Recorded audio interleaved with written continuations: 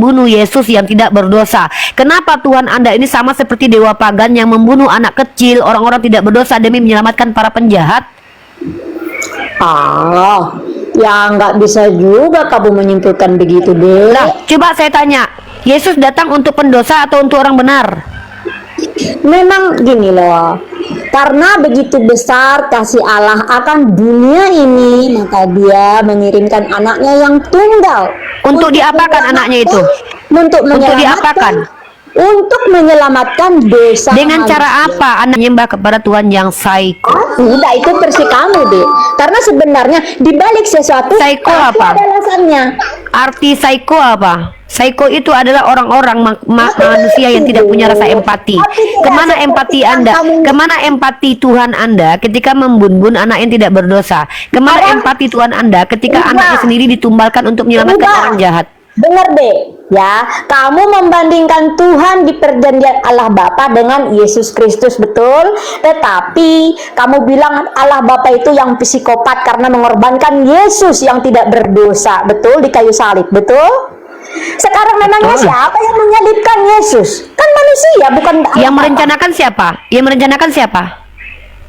Sekarang begini loh, manusia itu punya Bisa tidak manusia? Bisa tidak manusia melanggar rencana Tuhan? Oke, gini deh, Bisa gini. tidak manusia melanggar?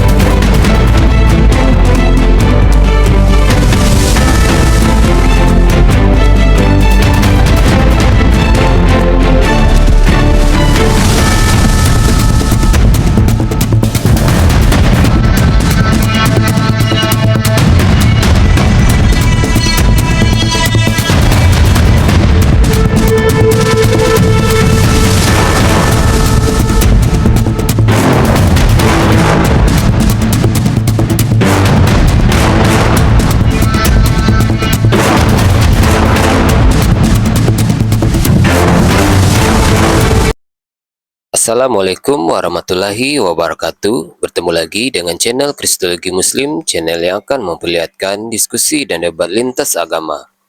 Pada kesempatan hari ini, semoga kita semua dalam keadaan sehat walafiat, selalu diberikan kesehatan, dan segala macam urusan dilapangkan, dipermudahkan, dan dilancarkan seperti apa yang diharapkan, dan juga diberikan segala kecukupan ekonomi, rezeki yang melimpah yang tidak pernah habisnya dari Allah Subhanahu wa Ta'ala. Di video kali ini masih seperti biasa, saya akan memperlihatkan diskusi dan debat lintas agama di mana nantinya apologet Islam dan oknum Kristen akan saling bertanya dan menjelaskan agama masing-masing. Yang mana kita akan bisa menilai mana agama yang benar-benar bisa diterima dan dipahami secara akal pikiran manusia yang berakal. Di video ini juga kita akan melihat diskusi dan debat Unirifa dan apologet Islam lain dengan beberapa oknum Kristen yang mana kita bisa mendapatkan ilmu dan pengetahuan tentang ajaran Islam dan ajaran Kristen. Dan bagaimana berjalannya diskusi ini, apakah akan berjalan tenang dan santun atau malah sebaliknya memanas, di mana biasanya oknum Kristen jika tidak sanggup menjawab pertanyaan dan juga tidak terima ajaran dan isi kitabnya dibahas, mereka akan emosi dan marah, bahkan sampai menghujat pribadi atau ajaran. Nah, daripada penasaran dengan diskusi dan debat ini, mari kita simak saja videonya sekarang. Ditulahi gara-gara nenek moyang Tuhan Anda meniduri bini orang untuk menyelamatkan pezina yang mengambil bini orang. Tuhan Anda menumbalkan anak kecil. Ini Tuhan kok haus darah banget ya. Sampai-sampai ketika kalian pendosa-pendosa ini malah anaknya yang dibunuh dia. Ini apakah Tuhan psikopat atau tidak? Menurut saya, kalau ada Tuhan mengorbankan orang yang tidak berdaya demi menyelamatkan penjahat, pezina, ini psikopat. Baik, Nita mau dengerin ini saya nggak? Sekarang begini deh, tepat banget kata-katamu ini. Demi menyelamatkan kamu bilang kan? Ya kan? Wah, ini demi menyelamatkan nenek moyang Tuhan Anda yang adalah seorang pezina, Tuhan Anda menumbalkan anak kecil. yang tidak berdosa sama sekali. Demi menyelamatkan Paulus penjahat, pembunuh Stefanus, Tuhan Anda yang Bapak membunuh Yesus yang tidak berdosa. Kenapa Tuhan Anda ini sama seperti dewa pagan yang membunuh anak kecil, orang-orang tidak berdosa demi menyelamatkan para penjahat?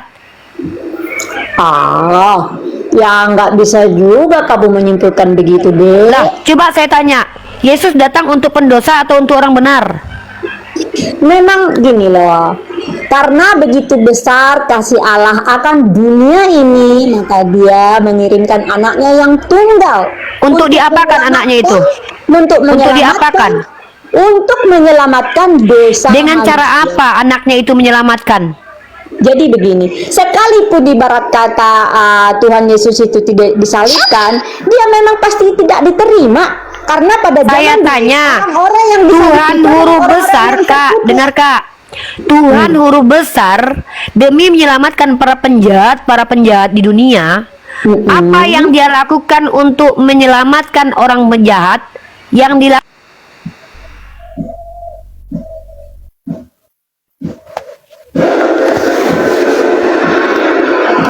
Halo, ini kemana ini? Sabar, Romo Yonatan Nandal sedang backup dulu. Ripa nenek gayung naiklah pakai akun yang lain. Mawar saragi. Iya Nandar, kenapa dek? Hanya Semar Badranaya ala kadala. Ya, Sekali lagi ya, kita ulangi nih. Ya, Demi Dek. menyelamatkan para pezina, penjahat, koruptor, kang begal dan penjahat-penjahat lainnya, Tuhan Anda mengorbankan orang yang tidak berdosa. Sepakat? oke deh, setuju. Oke, yaudah, terima kasih. Itulah kenapa saya tidak mau jadi Kristen. Karena bagi saya itu adalah pekerjaan psikopat. kenapanya? Kan pertanyaannya kenapa begitu? Tidak bertanya kenapa, saya mengkonfirmasi apakah Anda terima Tuhan Anda demi menyelamatkan para penjahat, menumbalkan orang yang tidak berdosa. Sepakat kata Anda?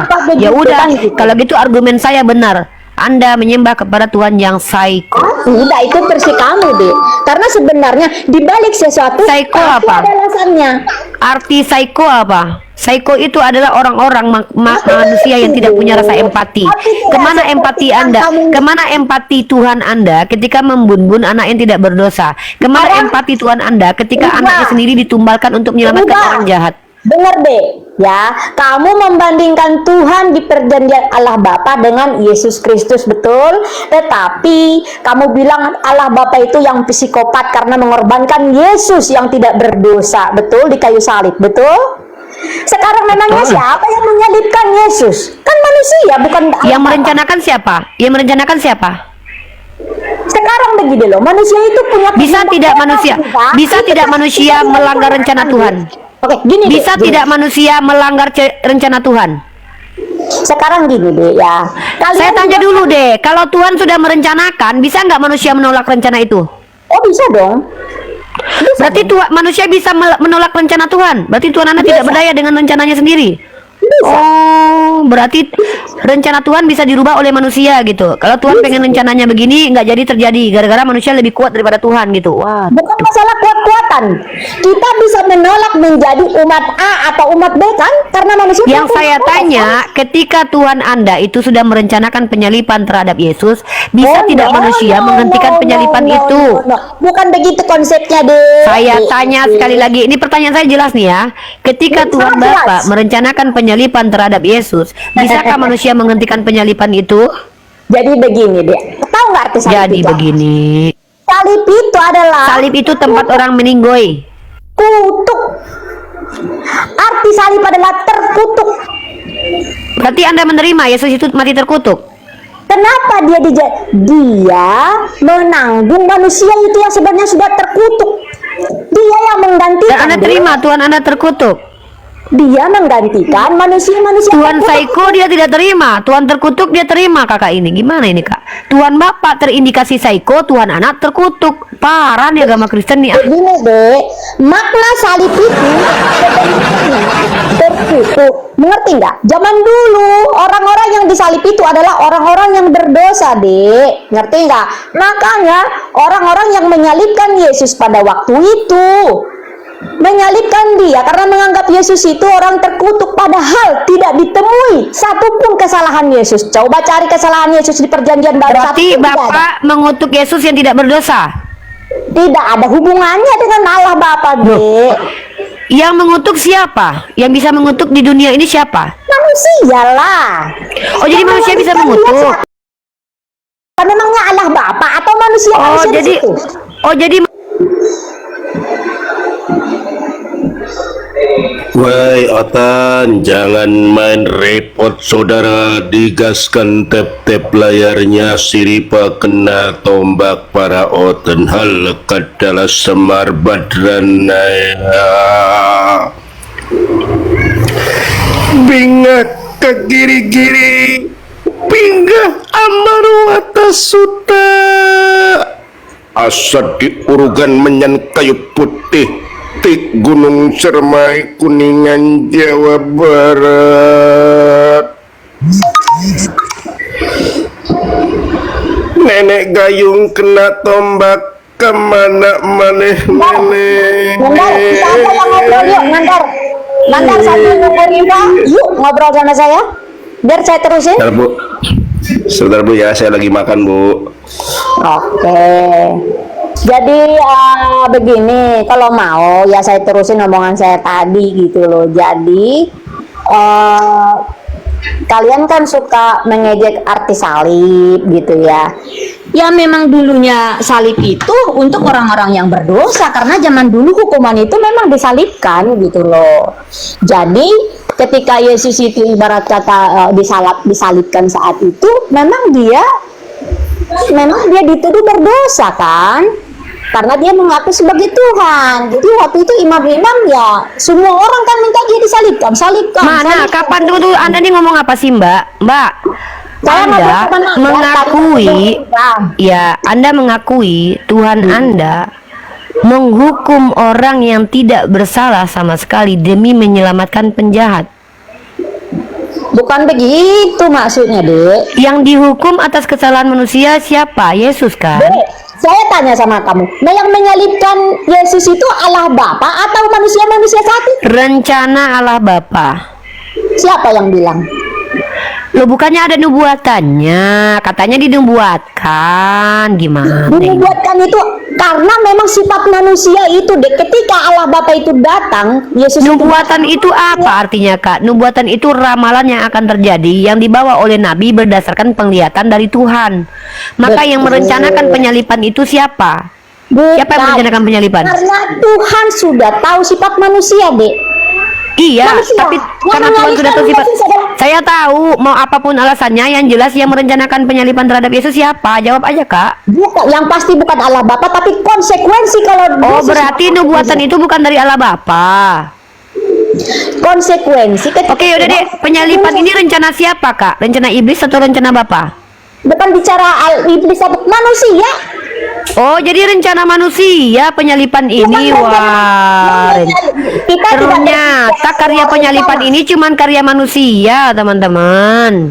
Begini Riva, kamu menyimpulkannya terlalu dangkal. Loh, kan Dek. Kakak yang bilang barusan. Saya tanya, penyalipan Jadi itu alurnya karya ada siapa? dulu, jangan berdasarkan kesimpulan. Alurnya begini. Ya, Kakak yang jawab. Penyalipan itu karya siapa, Kak? Penyalipan itu bukan berbicara karya, Dek. Itu bukan karya. Oh, jadi itu bukan karya. Saya pikir selama ini pendeta yang bilang karya salib, karya penyalipan, karya. Oh, ternyata bukan karya, bukan karya Tuhan. Kirain karya. Waduh, udah salah pendeta-pendeta selama ini ya yang mengatakan bahwa penyalipan adalah karya Tuhan. Kalau dibilang karya yang agung, kalau ada kata-kata karya yang agung, bukan karya dalam arti yang apa ya, bukan arti dalam sempit begitu deh. Karya yang agung orang itu keluar dari kata-kata orang yang memuja, keluar dari kata-kata manusia yang memuji. Jadi sebenarnya itu bukan karya, berarti penyalipan itu musibah. Itu Oh, pendapat musibah manusia itu. akan keagungan Tuhan. Tragedi. Berarti penyalipan itu tragedi. Wah.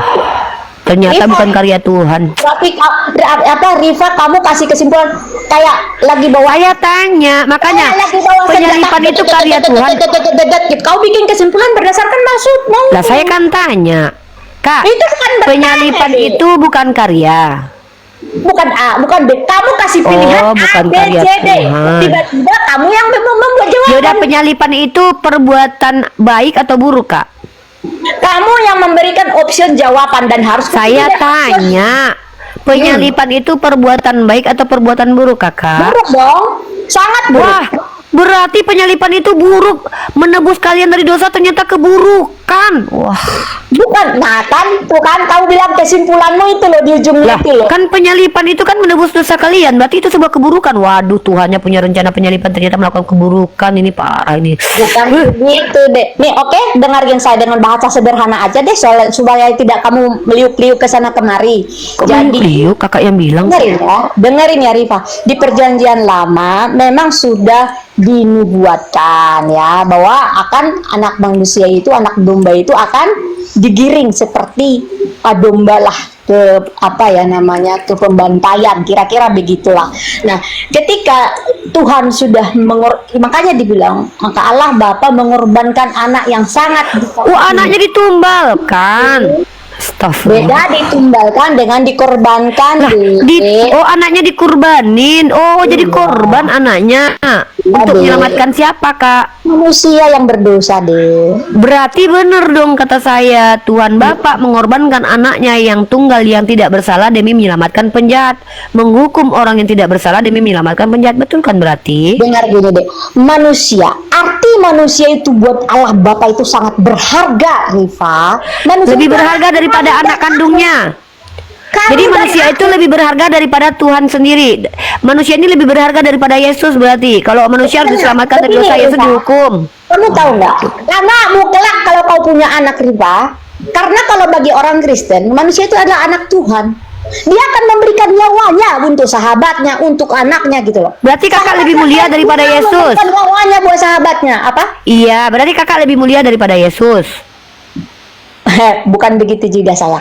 Tuhan Katanya kakak lebih mulia dibandingkan Yesus. Yesus itu tidak mulia karena dia dinistakan, dihukum. Karena Baik, untuk menyelamatkan kakak yang mulia ini, Betul, WNPD betul. Saya banget sedang ini orang bicara OTN ini. sama anak TK, sepakat. Hah? Saya seperti sedang bicara sama anak TK. Ya nggak apa-apa menurut kakak.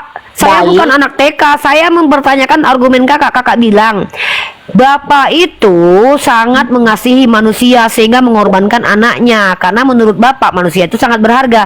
Bahkan lebih berharga manusia ketimbang anaknya sendiri yang adalah manusia juga. Karena anaknya dikurbanin demi kakak. Maka dari sini kakak kakak dari konsekuensi logiknya adalah menurut kakak sendiri konsekuensi logiknya kakak lebih mulia daripada Yesus. Ini bukan berbicara mulia. Kalau Yesus kan bisa dibangkitkan karena dia Tuhan. Iya, setidaknya 3 hari dia dinistakan kan. Iya, setidaknya loh kakak nanti kan dibangkit. Kalau kakak mati memang nggak dibangkitkan. Tunggu. Tunggu. Ini. Kalau Yesus bisa dibangkitkan, kalau kakak mati nanti nggak dibangkitkan kakak. Kau langsung nangkap ke sana kemarin nangkap. Oh, mumpung ada itu. Iya, aku pintar kak. Nggak bisa kakak berkelit sama aku.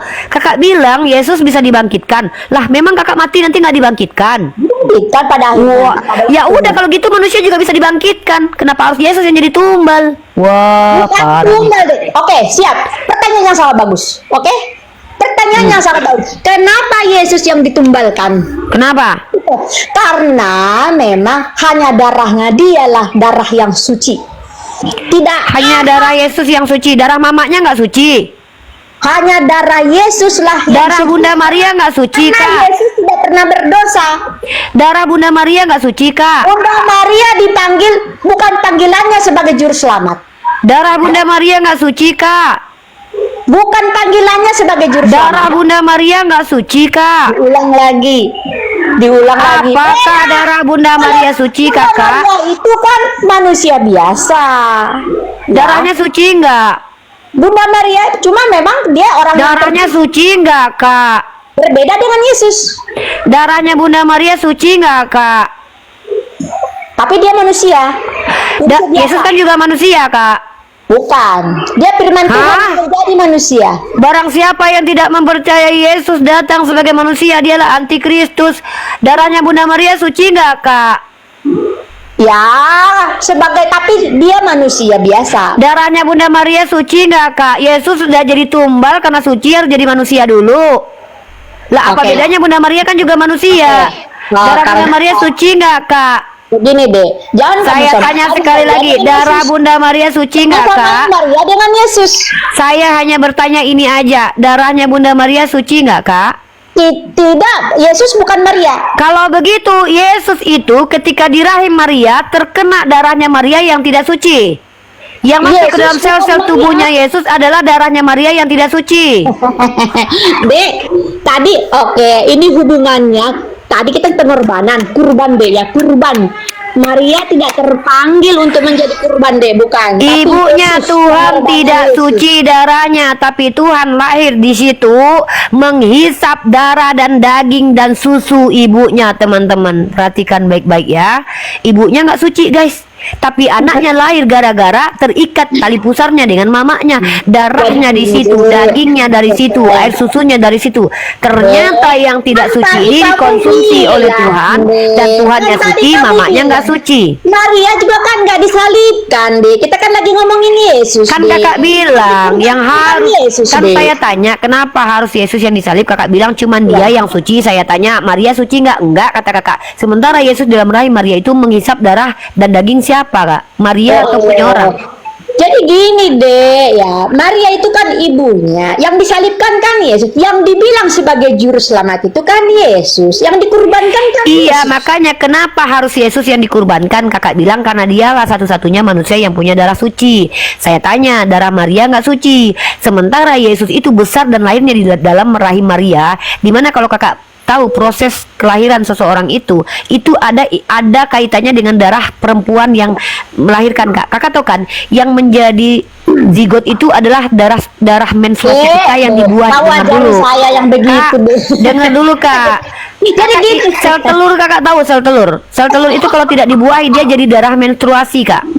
Dan kakak bilang Yesus itu darahnya suci, ibunya tidak suci. Sementara si Yesus ini ada di rahim Maria. Darah Maria itu tidak suci. Loh, Anda yang bilang barusan. Begini deh, gini. Kan Yesus itu tidak melakukan kesalahan ya. Tidak ada. Carilah kesalahan yang pernah dilakukan Yesus itu. Tidak ada. Dek. Ada. Ya. Dia salah. Ketika dia mengutip ayat yang tidak ada, dia berbohong. Coba, kata dia begini, dia ada 2 kali berbohong. Berbohong itu berdosa nggak? Apa itu deh? Lukas pasal 24 ayat 46. Dia bilang begini, ada tertulis demikian di kitab para nabi dan kitab Taurat, Mesias harus mati dan bangkit dari ketiga. Di mana tertulis ayat itu? Oh, kalau nggak salah sih memang ada ya, tapi Tunjukkan aja saya di mana memang bukan tertulisnya. spesialisasi nanti deh di lain waktu karena Nah, kita yang kedua, yaudah itu nggak bisa dibuktikan sama kakak. Kakak cari dulu ayatnya. Saya tunggu 1500 tahun yang akan datang. Kakak cari ayatnya.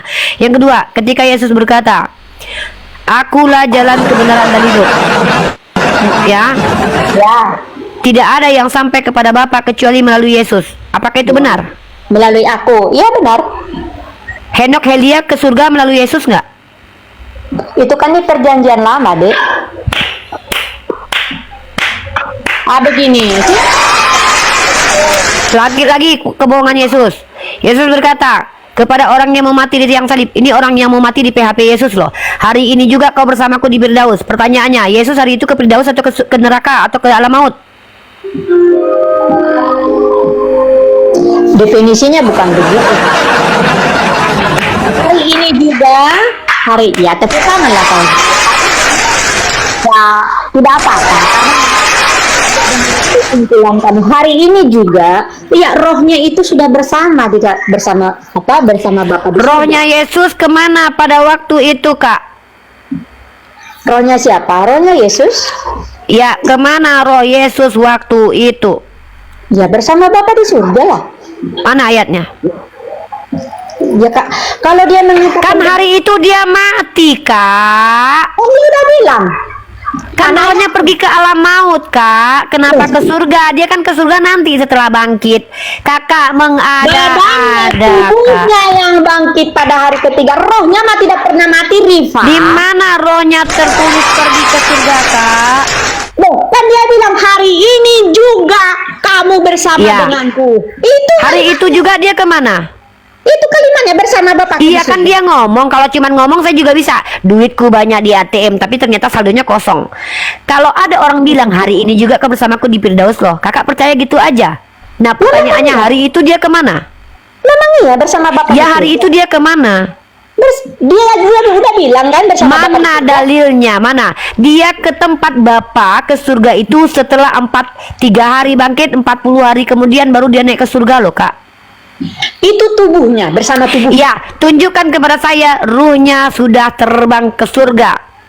Pada waktu dia hari itu juga waktu dia mati. Dalil. Perkataan dialah dalilnya, Rifa. Iya, perkataannya itu terbukti nggak? Berapa kali dia mem-PHP itu? Kalau ada orang yang bilang hari ini juga kau ke mall sama aku, tahu-tahu dia teberak ke toilet, sebulan kemudian baru keluar. Jadi begitu Mantap. bohong. Yang kamu adalah Allah nih, tunjukin juga nih. Ada Nah, tertulis dalam aja kitab begini Taurat nih. deh. Kalau Iya. kamu bilang bersama Nggak, saya, 3 itu aja dia nggak bisa buktikan. Yang pertama kebohongan Yesus. Dia bilang kan Yesus tidak berdosa. Mengutipkan ayat yang tidak pernah ada. Itu pertama, bohong pertama. Ya, yang kedua, mengaku-ngaku kalau hanya lewat dia orang bisa ke surga. Terbantahkan Henok Elia sudah ke surga tanpa dia. Ini ke NPD banget Tuhan Anda ya. Ketiga, Jadi, mem-PHP orang yang mau meninggal. Gini Rifa, kalian itu tidak bisa memilah mana perjanjian lama dan mana perjanjian baru. Jadi Di perjanjian lama Tuhannya bukan Yesus.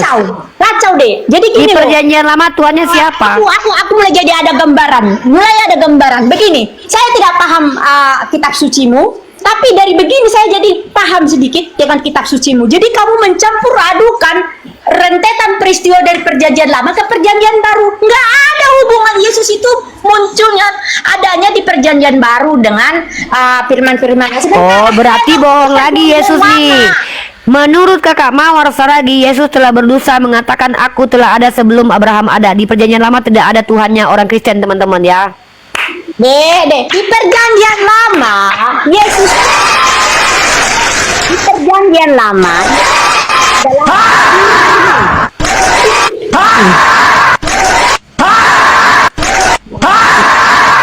begini Nandar diskusi dengan kalian. Begini deh, gini. Aku juga sebenarnya Kak, saya terakhir aja lah Kak, saya tanya Kak. Boleh ya? sedikit lagi. Nggak, bentar loh, Yesus saya itu terakhir aja perjanjian lama nanya. adalah firman.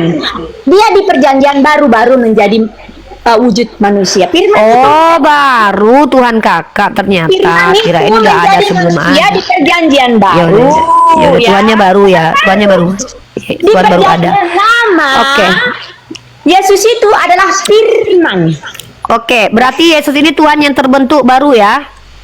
Bukan Tuhan yang terbentuk baru, bukan begitu. Loh, dia terbentuk nggak di rahim Maria?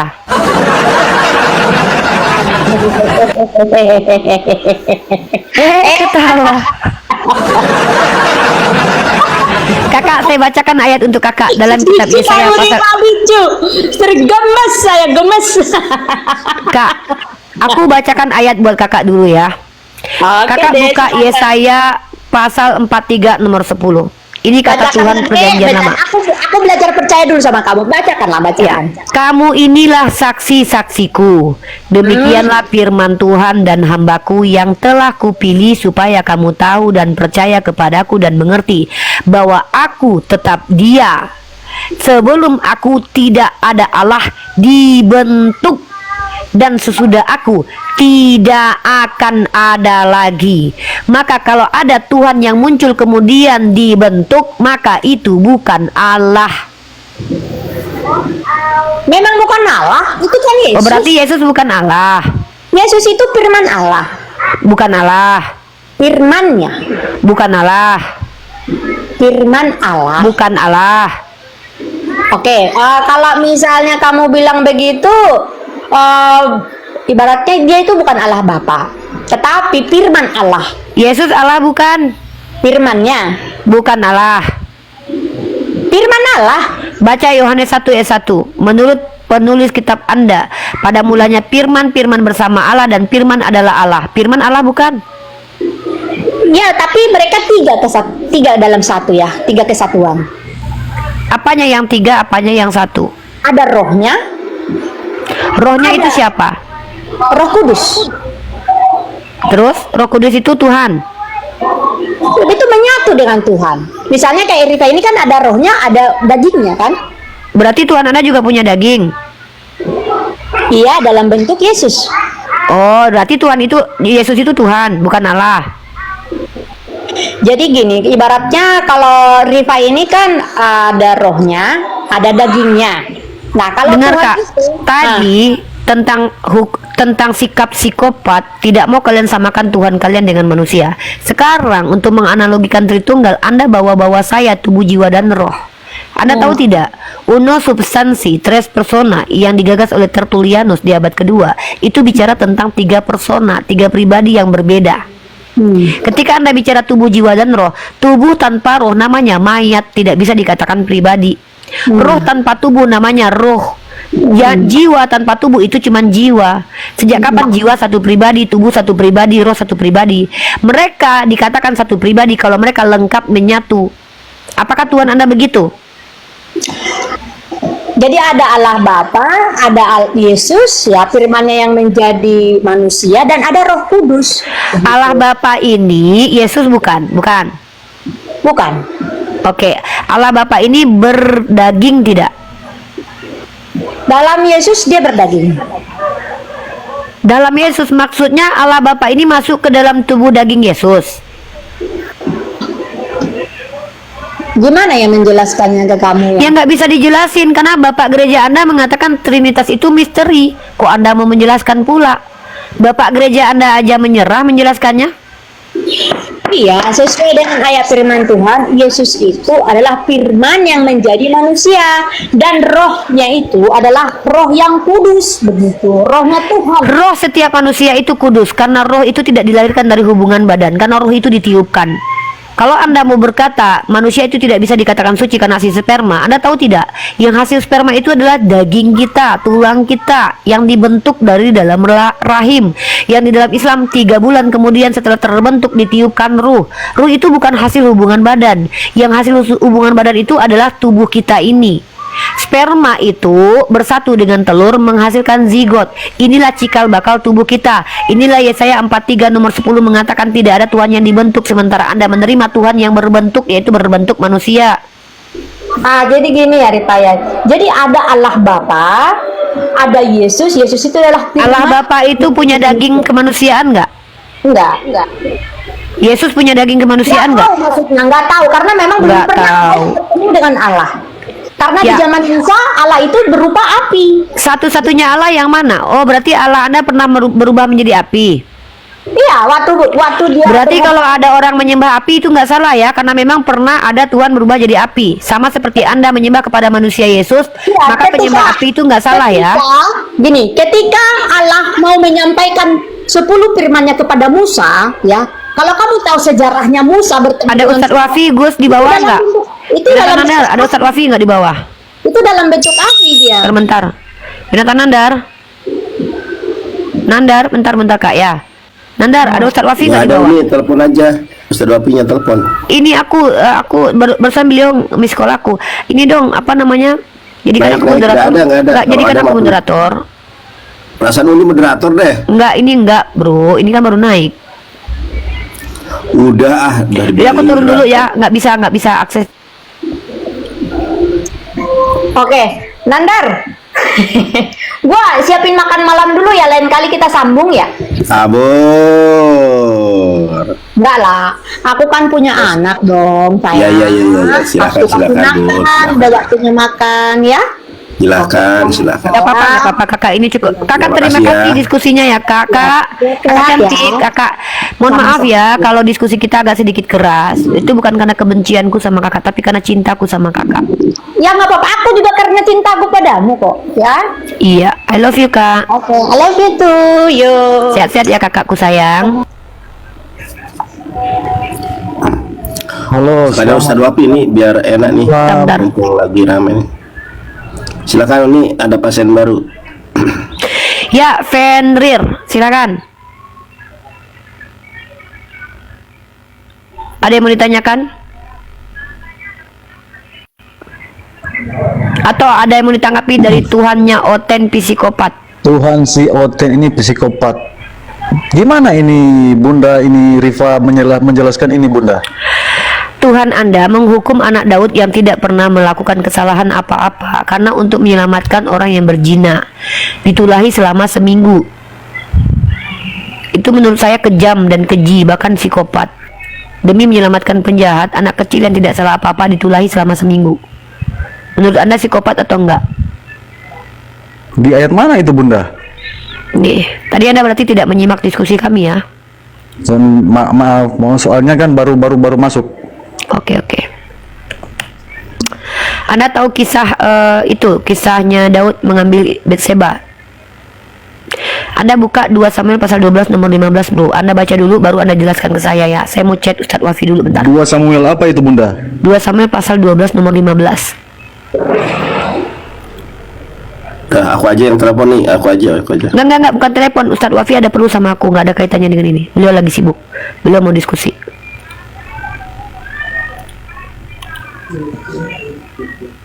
Baca dulu Fendri ya.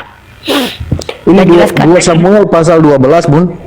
Iya, 2 Samuel pasal 12 nomor 15 tepatnya. Tuhan menulahi anak yang dilahirkan Daud itu, anak yang dilahirkan Betseba itu selama seminggu sampai dia meninggal. Pasal 15 kan? Iya. 2 Samuel 12 pasal 15.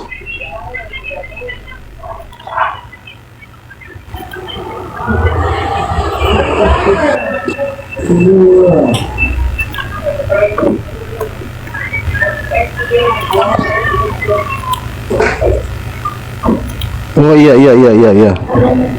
Menurut Anda gimana itu? Menurut Anda normal tidak Tuhan menghukum anak kecil yang tidak bersalah gara-gara menyelamatkan nenek moyang Tuhan Anda yang adalah seorang penzina yang berdosa bapaknya, anak yang tidak berdosa dibikin sakit selama seminggu sampai meninggal? Bagaimana menurut Anda itu? Silakan Anda jelaskan.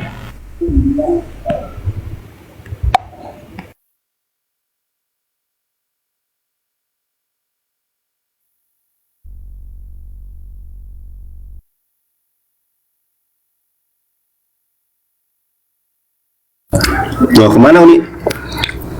Kabur? Mana brother kita tadi? Waduh, kabur dia.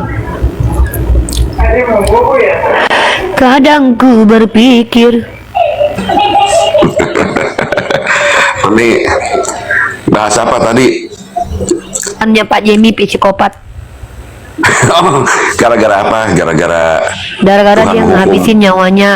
Dia ngebun siapa? Ngebun Anaknya Daud yang nggak salah apa-apa demi menyelamatkan nenek moyangnya sendiri, yaitu Daud. Ada nepotismenya juga.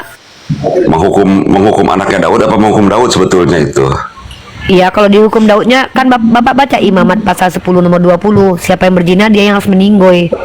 Baca Imamat 10:20. Yang aku berzina tahu. itu ya. Nah, yang dibun-bun siapa? Yang dibun-bun kan anaknya selama 10 hari Nah, kan sakitnya kan. Anaknya salah Aku- apa? Anaknya nggak salah apa-apa. Ya udah. Lalu kenapa anaknya yang ditulai? Anaknya merasakan sakit selama seminggu nggak? Masakan lebih sakit mana? Aku mau nanya, lebih sakit mana? Uni udah punya anak belum? Serius nanyanya Iya, nih. saya kalau anak saya sakit, memang saya sakit. Pertanyaan, kenapa anak saya yang harus dibuat sakit untuk menyakiti saya? Salah. Iya. Yang kita bicarakan ini, anak itu salah apa? Anaknya nggak salah apa-apa. Nah, saya fokus ke anaknya. Pertanyaannya, Daud hidup nggak terus? Bahkan dia menikah dengan Betseba loh. Bahkan saking mantapnya, dia menikah dengan Betseba dan punya anak, dan Tuhan sayang dengan anak itu, Solomon. Nah, sekarang saya balik nanya sama Uni. Kalau kira-kira anak itu hidup, ada nggak nanti namanya Sulaiman atau Solomon itu Loh. menjadi raja? Saya kan bukan Tuhan. Apa kaitannya mau Solomon nggak? Berarti memang sengaja Tuhan Anda untuk mendatangkan Solomon menghukum anak yang tidak berdosa ini. Bukan, maksud aku begini, maksud aku Pak, itu. kalau Anda mempertanyakan kemungkinan yang terjadi, jangan tanya saya, tanya Tuhan. Kenapa? Tuhan yang mengatur segala sesuatunya, Pak. Pertanyaan Betul. Anda ini justru membuat Anda berpikir Tuhan memang harus menghabisi anak itu supaya Solomon datang. Ini lebih parah lagi, Pak, lebih psycho lagi, Pak. Nah, nanti saya bisa mirroring nih. Cuman Silakan intinya mirroring. sebenarnya begini Uni, sebetulnya Tuhan itu sedang menghukum Daud karena Daud itu seorang raja. Ya, hukuman untuk pezina apa, Pak? Hukuman untuk zina dirajam sih Nah, yang dimatikan dan ditulahi siapa, Pak? anaknya. Kalau Konsisten situ, nggak Tuhan Bapak? jadi dia membuat Daud bertobat gitu nih. Bapak tahu nggak? Kalau memang bisa dibuat bertobat, kenapa diberikan hukum untuk menghukum mati orang yang berzina? Ya kasihlah bertobat. Ngapain dibuat di Imamat pasal 10, 40, 20 itu? Daud itu pegang imamat nggak sebagai hukumnya? Pasti pegang. Di Imamat pasal 10, 20 yang berjoni yang harus mati. Kenapa giliran Daud yang adalah nenek moyang Tuhan? Kenapa anaknya yang harus mati? Kenapa bukan Daud?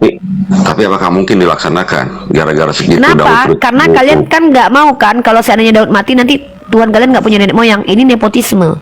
Mentang-mentang bukan nenek memang. moyang, dengar dulu. Mentang-mentang Iya, iya, nenek Bu. moyangnya ini Tuhan. Ah nanti gua nggak mau lah ngebun-bun nenek moyang gua. Nanti gua nggak bisa lahir di situ. Jadi begini Uni, kalau menurut pendapat aku gini, pendapat aku, Tuhan itu sebenarnya sedang menghukum Daud, bukan anaknya. Intinya menurut Bapak itu benar ya, menghukum anak kecil itu untuk menghukum Daud, maka anak kecilnya dihukum. Benar ya? Saya nggak menyatakan benar. Saya menyatakan begini, lebih tepatnya begini Uni. Itu memang udah rencana Tuhan Uni. Saya tahu Pak, di dalam kitab Bapak semuanya kan rencana Tuhan. Masa rencana saya? Emang rencananya Nathan gagal kan enggak? Itu nggak usah ditegaskan, kita tahu itu. Yang kita maksud di sini, apakah menurut Bapak Tuhan yang benar itu Tuhan yang menghukum orang yang berdosa, tapi dengan cara menghukum yang tidak berdosa untuk menghukum orang tersebut? Apakah begitu caranya? Sedangkan Bapak percaya bahwa Tuhan Bapak tidak mengajarkan membalas kejahatan dengan kejahatan. Ketika dia jadi manusia, orang jahat aja nggak boleh dihukum loh. Tapi giliran Daud yang berzina, anaknya yang nggak salah dihukum loh. Itu kenapa saya katakan psycho. Ketika dia lahir jadi manusia, orang jahat jangan kau lawan. Apabila ditampar pipi kirimu jangan kau lawan, tapi kasih yang kanan. Orang yang jahat, yang udah nyata-nyata jahat ke kita nggak boleh lawan. Ampuni. Tapi ketika Daud berjoni, anaknya yang nggak salah apa-apa ditulah selama seminggu sampai mati. Jadi kan intinya gitu. Kalau menurut pendapat saya ini Uni ya, memang Tuhan sedang menghukum dia dengan berat. Karena ketika anak itu sedang sakit, yang dibilang 10 hari, Daud itu kan sedang benar-benar bersedih sekali dan bertobat sama Tuhan, mati-matian dia bertobat, tidak mau ngurusin urusan negaranya. Berarti bisa bertobat. Bisa bertobat. Kenapa? Bisa Kenapa? bertobat berarti. Berarti orang kalau berdosa besar, berzina, bisa bertobat berarti untuk selamat. Bukan untuk selamat, dia kan harus menyesali kesalahannya. Ya bisa Menyadari bertobat kan Pak berarti. kesalahan. Bisa kalau bertobat. Ketika Adam hanya makan pohon pengetahuan baik dan buruk, Tuhan harus mati menyelamatkan manusia. Ketika Daud ngambil bini orang, dia cukup bertobat kok dengan anaknya menjadi tumbal kemudian. Itu namanya Tuhan Enggak. yang benar, Pak. Enggak, soalnya aku terlalu banyak nggak masuk. Maksudnya aku ilmunya terlalu dangkal Uni. Aku cuma mau bicara soal Daud Itu kenapa aja. saya kasih tahu Bapak, karena ini sudah masuk ke ranah moralitas, Pak. Kalau ada orang yang membenarkan moral seperti ini, maka perlu diperiksa ke psikiater. Dengar ya. Ketika ada orang mengatakan ada Tuhan, lihat Pak, Allah Subhanahu wa taala dan Tuhannya Bani Israel yang digambarkan ketika memerintahkan Abraham untuk menghukum anaknya, mengorbankan anaknya. Jadi nggak tumbal itu? Nggak jadi. Itu Tuhan yang benar Pak, hanya menguji saja. Karena Tuhan tahu bahwa orang ini akan patuh untuk membuktikan orang ini layak sebagai nabi. Tuhan tidak izinkan loh Pak korbankan anak manusia loh, diganti dengan hewan ternak Pak. Tiba-tiba Tuhan yang sama justru menghukum anak kecil yang tidak bersalah, nggak tahu apa-apa, yang cuman baru berojol dengan penuh dosa dari Adam, sudah ketularan dosa dari Adam, anak hasil perjinahan, belum menikmati makanan enak, belum memilih mana baik mana buruk, nggak tahu apa-apa, cuman taunya oe-oe doang, ditulah selama seminggu Pak, dibuat sakit selama seminggu Daud untuk menyelamatkan bapaknya yang berzina. Daudnya ikut sakit nggak menurut Uni? Enggak lah, Daudnya cuman Bapak lihat Daud itu nggak lama kemudian dia buka bajunya berkabung, habis itu dia nikah sama Betseba kok. Apa yang Iya, dialami Bu. Daud? Sakitnya anaknya Pak, apa yang perlu disakitin Daud? Toh anaknya lahir kemudian, ada Salomon, ada Nathan, ada Absalom kemudian. Anak sejinanya memang dia tersakiti sekali, itu anak Aram kok. Justru dia bangga kemudian karena dia bisa menghasilkan anak dengan istri orang itu, yang dinikahinya itu, yang direstui Tuhan itu, bernama Solomon dan Nathan, dan kemudian Absalom. Aneh gak menurut Bapak ini?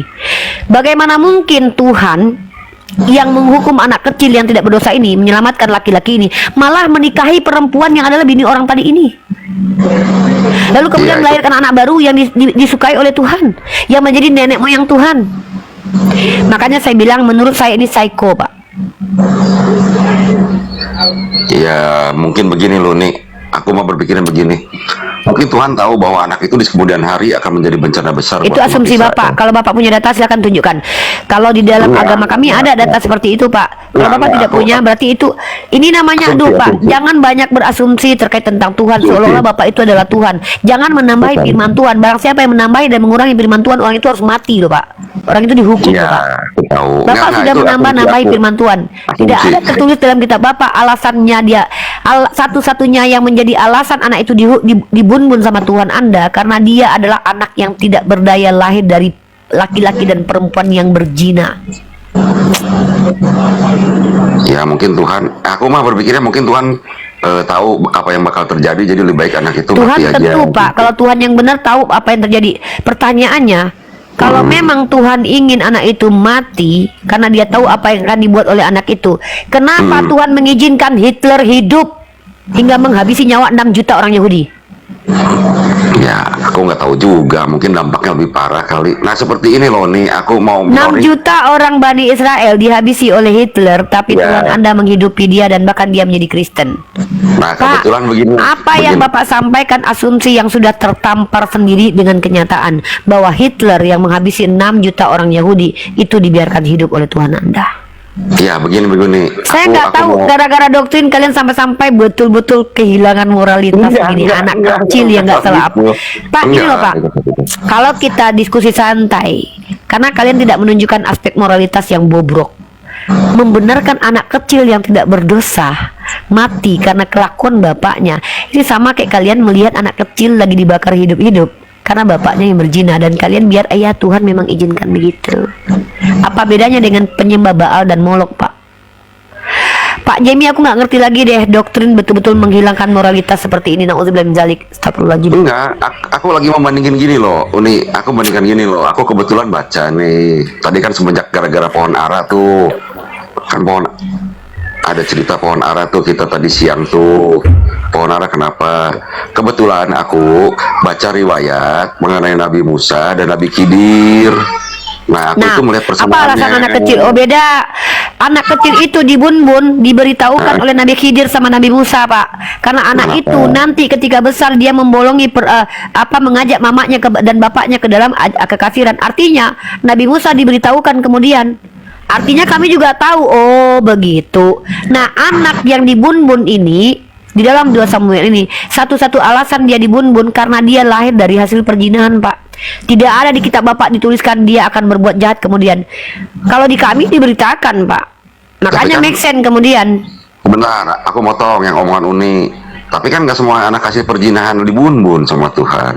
Makanya Ya bingung kan? saya, kenapa giliran anak Daud yang berzina dengan Batseba itu, makanya tadi kan Bapak bilang juga, ya mungkin impactnya buruk loh. Hitler Iya. itu buruk loh impactnya. Kenapa nggak dibunbun Tuhan? Kalau memang Bapak berpikir bahwa Tuhan itu membunbun orang yang akan merusak peradaban, kenapa Tuhan Bapak tidak membunbun Paus Urbanus yang menyebabkan perang salib? Rencana ilahi berarti Uni larinya gitu. Sudah, berarti Anda tidak tahu. Jangan menambahi firman Tuhan. Jangan sok Nggak jadi tahu, Tuhan, nggak Pak. tahu. Jangan mewakili Nggak tahu. Tuhan, Pak. Ketika Anda bukannya wakil Tuhan, jangan mewakili Tuhan. Baca saja kitab suci, Pak. Bapak punya magisterium, saya tahu itu.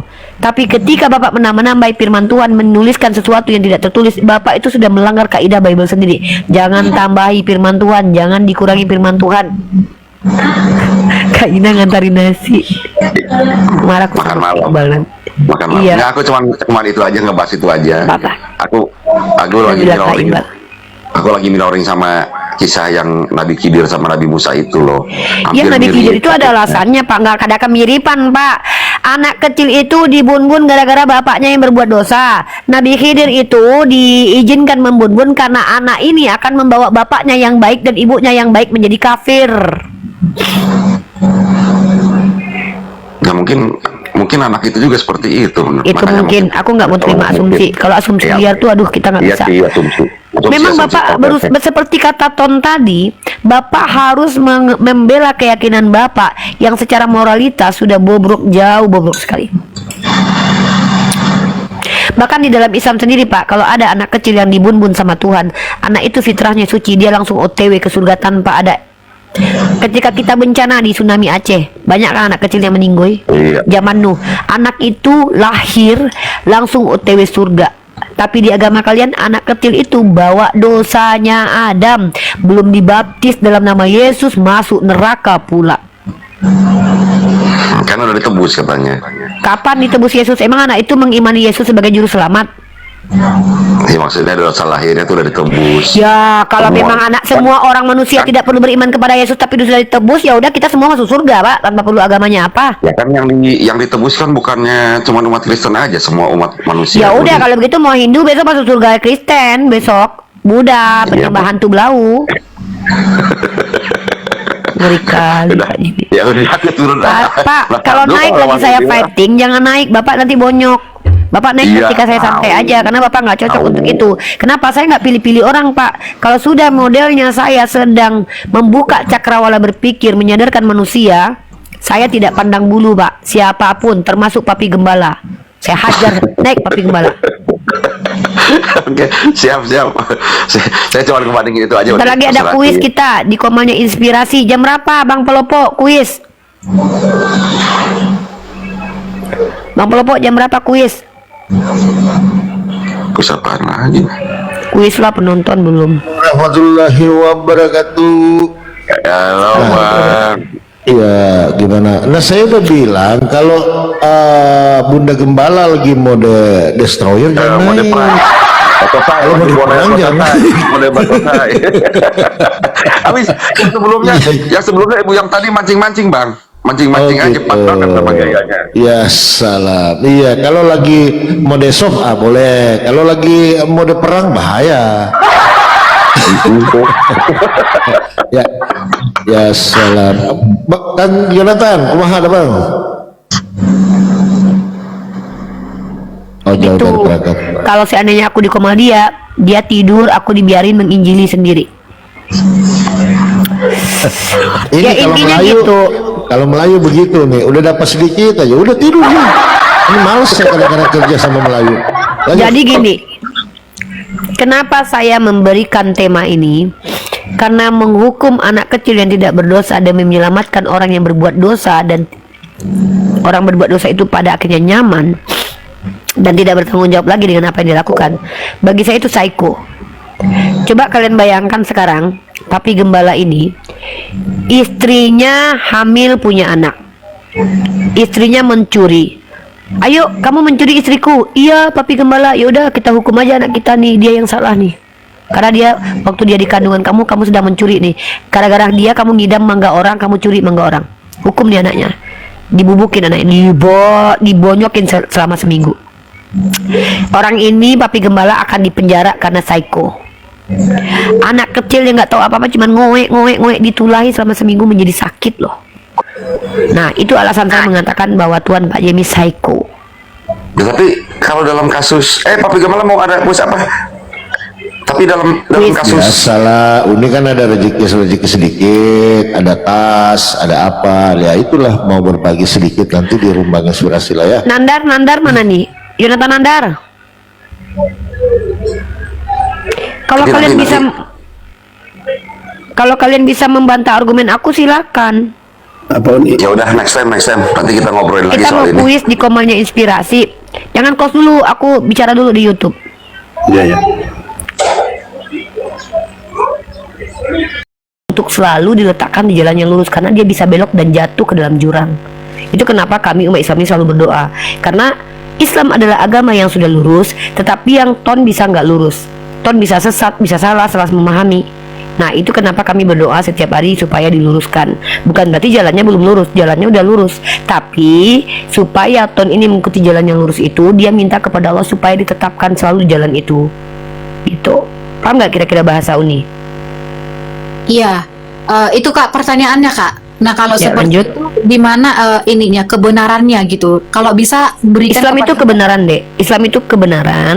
Islam itu Ada sudah datanya? benar. Ada datanya Ya, Kak, biar saya inna dinna indallahil Islam. Agama yang diridhoi oleh Allah itu hanya Islam. Nah, kebenaran itu artinya apa coba? Kebenaran itu artinya entar 655 658. Aku masukin kode ETP dulu. Bentar ya, 6. Kebenaran itu artinya persesuaian dari apa yang kita omongkan dengan realitas konkret yang terjadi.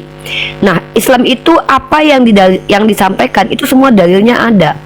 Bukan klaim yang doktrinal, bukan klaim yang datang dari orang-orang yang tidak jelas gitu. Dari semua pengajaran Nabi Muhammad. Tuh. Paham nggak? Kebenaran itu data, kamu Kak. ngerti nggak arti kebenaran? aku minta data Kak. Kamu tahu arti Data apa kebenaran yang nggak? diminta? Iya, kamu minta data contohnya, apa? contohnya di Alkitab tertulis di Yohanes tertulis, akulah jalan kebenaran dan hidup. Tidak ada satupun yang boleh datang kepada Bapa kalau tidak melalui aku. Jadi Nah, di itu situ tidak dia- benar, bentar. Itu justru nggak benar. Kenapa? Karena itu cuma klaim yang dibantah oleh Henok dan Elia. Ketika Yesus jadi gini, kalau kamu bilang nih, aku kaya loh Uni, kami harus minta bukti dong. Aku sama Bang Ton pengen tahu cross check mana Kan itu saldo kamu. pertanyaanku, Kak. Sebentar Di- dulu, gini Dek. Kalau kamu gagal paham, kami nggak wajib kok meluruskannya. Tapi kami menjawab pertanyaan kamu ya. Kamu dengarkan dulu, karena bagaimana mungkin kamu paham apa yang kami ucapkan kalau kamu nggak dengerin. Pertanyaan kamu sudah keliru. Kamu meminta dalil seperti bagaimana di dalam kitab kamu itu nggak mungkin ada. Kenapa? Al-Quran kami itu bukan kitab request, bukan karangan manusia. Di kitab kamu itu kamu katakan itu sebagai kebenaran yang justru bagi kami bukan kebenaran. Yesus berkata, akulah jalan kebenaran dan hidup. Tidak ada yang sampai kepada Bapa kecuali melalui aku. Itu bohong banget deh. Tanpa Yesus, Henok, Elia sudah ke surga. Artinya apa yang diklaimkan oleh Yesus itu sudah terbantahkan kebenarannya. Nah, kalau kamu tanya tentang Islam, kan sudah saya katakan, inna dinna indallahil Islam. Itu kurang dalil apa lagi coba? Inna dinna indallahil Islam. Sesungguhnya agama yang diridhoi di sisi Allah hanya Islam. Itu dalil. Oh, tertulis di mana? Saya bingung, nanti saya kasih Al-Qur'annya, kamu paham nggak ya? Tuh, ini aku kasih kamu data.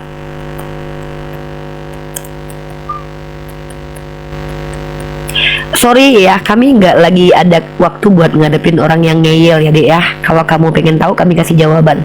Kalau pengen ngeyel, nanti waktu malam sama saya. Model Bunda Gembala ya, ini model lagi kehilangan pin ini ya Dek ya. Nih, kamu lihat dalam Quran surah Ali Imran ya. Kamu lihat di ayat ke-19, coba kamu buka. Saya lagi model lagi model ke blokir ininya. Nih, kamu lihat nih, aku lagi masukin password nih ya. Ini soalnya nih, kalau nggak ada nih aku susah transfer nih. Jangan ngeyel-ngeyelin sama aku dulu ya. Iya Kak, di mana Kak? Tertulis di mana Kak? Surah Ali Imran deh ayat ke-19. Ya Allah Robbi. Ini anak Aduh suaranya. Iya. Bet. Mbak, kita ini lagi Surah ngosan, Al-Imran. Mbak. Ngobrol Surah santai. Al-Imran. Santai. Surah Al-Imran Ali Imran ayat ke-19. ayat 19. Ton Oke. tambahin Ton, ini lagi ngurusin ini. Oke. Iya, bentar. Oke, makasih Bang. Makasih ya Kak. Nanti aku mau pelajarin ini dulu. Makasih. Baik, pelan-pelan ya, Kak Independen ya. Siap. Gini, intinya setiap pertanyaan apapun kalau ditanyakan sama umat Islam, insya Allah semua dari Al-Quran, semua bisa dicari. Ya, Al-Quran dan hadis.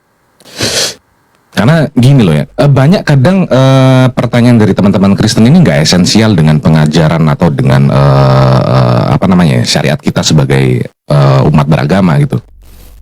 Nanti kadang gini, contoh yang sering jadi pertanyaan nih Bang Jimmy ya, Bang Jimmy mungkin tanya-tanya nih, sama nih. Ketika dikatakan bahwasanya di dalam Islam surah aduh apa ya nih? Aku sampai lupa ya Allah. Apa Dek? Tentang apa? Yang tentang Nabi Isa tidak disalibkan, Wa ma An-Nisa qataluhu wa ma 157. Surah An-Nisa ayat 157. Nah, masa nggak hafal bang? Saya aja hafal, bukan aja sama saya. Saya aja nggak semua Al-Quran hafal. Pelan-pelan. Enggak, apa ayat itu saya catat soalnya. Saya aja nggak semua Al-Quran hafal. Ya, Udah, Bang. password gue lagi bikin password baru. Iya udah nyantai sana. Bang Ton cari gara-gara aja orang lagi gitu. Kan gini, Bener itu dia lagi. esensi daripada firman Allah yang kemudian mengatakan Nabi Isa alaihissalam tidak dibunuh dan tidak disalibkan, melainkan yang diserupakan, ya toh. Esensinya adalah kita diberi informasi, ya, Nabi Isa ini kan utusan Allah, ya. Beliau adalah seorang nabi. Ini kan dari perspektif Al-Quran, dari perspektif Islam, oke? Esensinya beliau diselamatkan, beliau tidak disalibkan, beliau tidak dibunuh, kan gitu. Nah, poinnya apa? Poinnya berarti utusan Tuhan ini yang merupakan nabi, ya, manusia ini tadi diselamatkan, tidak dihinakan, tidak kemudian dibunuh, tidak kemudian disalibkan. Ya, itu udah cukup buat kami umat Islam. Nah, tapi kadang dari teman-teman Kristen malah pertanyaannya begini, lalu siapa yang diserupakan? Lalu siapa yang disalibkan? Oh enggak, kalau pertanyaan saya beda bang. Berarti saya Gimana? baca lagi nih. Saya nanti abang kontradiksi lagi di Quran abang. Kenapa yang Gimana cuma tuh? Isa doang yang diselamatkan? Kenapa Yahya nggak diselamatkan? Yahya itu kan Yohanes Pembaptis kan. Kita kan udah tahu nasib Yahya. Oke, sini aku jawab. Ini aku jawab dalam sedikit ya.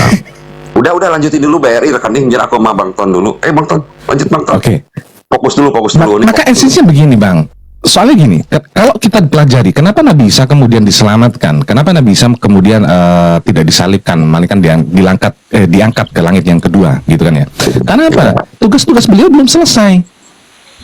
Tugas-tugasnya itu belum selesai, masih ditangguhkan. Betul. Nanti baru kedatangannya yang kedua kali, baru nanti diselesaikan tugas-tugasnya. Ini punya PR masih belum selesai Nabi Isa alaihissalam. Nah, sedangkan nabi-nabi yang lain itu sudah selesai, termasuk Nabi Muhammad. Tugas-tugasnya di dunia, tugas-tugas kenabiannya sudah diselesaikan, sudah finish. Begitu. Kalau Nabi Muhammad makan 23 tahun dia berdakwah. Oke, itu udah selesai. Aku tadi nanyanya Yahya kan Iya. berapa lama Yahya?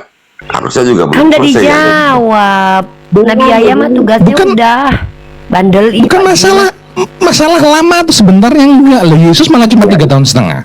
Nah, Yahya berarti Yahya nyampe ini apa tuh? Kalau gitu, Nabi Yahya diutus buat apa Kan tuh? gini. Nabi Yahya sama diutus untuk 1 Iya. tahun untuk Iya. mengajarkan manusia mengenal kepada satu-satunya Tuhan yang benar. Pak Jimmy Semua ini nabi harus seperti itu, abangku. dikompres dulu nih. Aku udah dapat password aku nih, tinggal masuk nih ya. Ah, Pak Jimmy itu harus paham ya. Ada yang memang diberikan tugas khusus, ada yang tidak diberikan tugas khusus tapi dapat informasi dari Tuhan. Ada istilah Nabi dan Rasul. Ya, ada yang memang dia tuh diberikan ilmu tapi dia tidak wajib menyampaikan gitu. Dia tidak wajib menyampaikan. Ada makanya Rasulul Azmi namanya. Ada yang namanya Rasul, ada Nabi. Nah, yang bertugas ini kayak Nabi Isa nih ya. Dia tuh punya tugas nanti di yaumil hisab, di sebelum kiamat dia tuh ada tugas. Makanya dia juga diselamatkan. Dan Nabi Yahya tuh udah clear gitu loh. Dan toh kalau beliau meninggal dalam keadaan dibunuh, itu adalah pertanda bahwa bagi kami umat Islam ya, mati dalam keadaan seperti itu kan mati syahid namanya itu. Mati dalam keadaan baik. Karena memang dia tuh nggak ada lagi tugas ke depannya yang mau dikerjain seperti yang terbilang tadi. Nah, lalu kalau Pak Jimmy mengatakan ya kenapa beda gitu lah. Setiap nabi diperlakukan berbeda loh sama Allah loh. Tapi sama-sama mulia. Contoh Nabi Ayub. Nabi Ayub kurang apa coba penderitaannya? Bahkan kepalanya dikasih penyakit kulit, istrinya pergi. Jadi setiap nabi itu menjadi contoh bagi kita bagaimana karakteristik orang-orang beriman dan orang-orang soleh. Nabi Dan Ayub itu yang mm, itu ya Buni, Nabi Ayub itu yang di lobangku itu ya, di lobangku. ya, Ada Tuhan itu. di lubang dulu ada Tuhan. Aku mau ini dulu, mau masukin iniku dulu ya. Lanjut aja lah ngobrol, dari ikut campur aku Pak Jimmy terserah Maton dah, bodo amat lah Pak Jimmy mau Kristen mulu terserah. Kan nggak boleh sama Uni udah mengeluarkan itu man. Ya udah terserah, jangan bilang aku di hadapan Allah nanti loh. Waalaikumsalam warahmatullahi wabarakatuh. Jadi intinya gini, Bang Jimmy, nabi-nabi itu ya tugasnya. Ya lanjut Bang. Iya, nabi-nabi itu tugasnya sama rata-rata apa? Ya mengajarkan manusia untuk beriman kepada Sang Pencipta langit dan bumi ini, untuk beriman kepada Tuhan. Nah, kita nggak bahas soal lama dulu deh. Tapi esensinya pengajarannya adalah mengenalkan umat manusia kepada Tuhannya. Nah, tapi kalau Bible itu menceritakan fokus poinnya kepada Bani Israel. Coba perhatikan, kenapa kemudian nabi-nabi itu banyak yang dari Bani Israel? Karena fokus poinnya di sana. Karena Torah itu untuk Bani Israel, Perjanjian Lama itu untuk Bani Israel. Itu ada dalilnya nanti Bang Jimmy, Keluaran 33 nomor 4. Oke, kembali lagi soal dibunuh tadi. Ya, soal nabi ini kenapa kok dibunuh tapi nggak diselamatkan? Oke, di dalam Bible Bang Jimmy sendiri bisa baca, ya, bahwasanya manusia-manusia ini, orang-orang Bani Israel ini tadi punya satu kebiasaan. Apa kebiasaan mereka? Membunuh para nabi-nabi. Ya, pernah dengar sih, pernah dengar. Emang seperti itu. Seperti itu ceritanya. Makanya Bang Jimmy pernah dapat pengajaran juga pastinya bahwasanya umat Israel ini adalah bangsa yang tegar tengkuk, yang bebal. Bangsa pilihan Tuhan tapi tegar tengkuk, tapi bebal. Nih, coba bayangkan betapa bebalnya. Ketika Musa menyelamatkan Bani Israel keluar dari tanah Mesir, sepanjang jalan, ingat gak bagaimana cara mereka makan? Diturunkan mana dari surga. Tuh, gak usah nanam, gak usah panen, gak usah nyembelih domba. Turun makanan dari surga. Mana? Tiap pagi datang ya. Tinggal Datang makan tuh, aja, setiap tinggal hari ambil. tinggal makan doang tuh. Iya kan? Kemudian ketika ditinggal Nabi Musa naik ke Gunung Sinai, apa yang dilakukan umat Israel? Ingat nggak? Menyembah anak lembu emas malah. Membuat lembu emas disembah. Bayangin. Nah, kalau kita sudah melihat nih, kita pahami ya ceritanya, diselamatkan dari tanah Mesir, Nabi Musa sampai membelah lautan, melihat secara langsung eksplisit tuh depan mata mereka tuh. Laut terbelah, mereka melalui laut tersebut. Sampai akhirnya nanti Fir'aun dan tentaranya tenggelam di tengah laut. Kayak gitu, masih bisa-bisanya nih bikin anak lembu disembah. Nggak percaya sama Tuhan, nggak percaya sama Musa. Padahal udah lihat mata kepala sendiri ya. Istilahnya Bahkan gitu. makanan datang langsung dari surga tuh. Gimana sayangnya Tuhan itu sama umat Israel. Nah, cuman kembali lagi, gini. Kalau kita lihat dengan kacamata yang lebih lebar lagi, fokus poin pengajaran di dalam Bible itu rata-rata kepada Bani Israel. Kenapa bisa seperti itu, Bang? Karena Torah itu untuk Bani Israel, bukan untuk seluruh umat manusia. Ini intinya. Kenapa bisa begitu, Bang? Kenapa bisa begitu, Bang? Saya bisa jelaskan nih. Ketika Musa kemudian diturunkan hukum Torah untuk umatnya yang diselamatkan saat itu, di saat itu manusia bukan cuma itu doang. Udah banyak manusia itu yang ada di belahan bumi lain. Betul nggak? Ada yang namanya bangsa Mesir, ada yang namanya bangsa Sem, Ham, dan Yafet, itu kan banyak. Banyak. Gitu? Tapi mereka itu nggak ikut bagian dalam hukum Taurat. Tidak ikut yang namanya syariat daripada Taurat. Khusus buat Bani Israel kalau Torah Itu ya. khusus untuk Bani Israel doang. Ya setuju. Begitu. Makanya manusia di saat itu, di zamannya Nabi Musa, ketika perintah turun, ingat dan kuduskanlah hari Sabat, itu berlakunya untuk Bani Israel, bukan untuk seluruh umat manusia di dunia ini, enggak. Begitu. Nah, tapi kalau misalnya belajar dari Islam, Bang, kalau di Islam itu nabi-nabi ada berapa? Rasul itu ada berapa? Banyak, Bang. Ada 124.000 nabi, ada 313 nabi, 313 rasul yang telah diturunkan Allah, yang telah diutus kepada seluruh umat manusia. Begitu.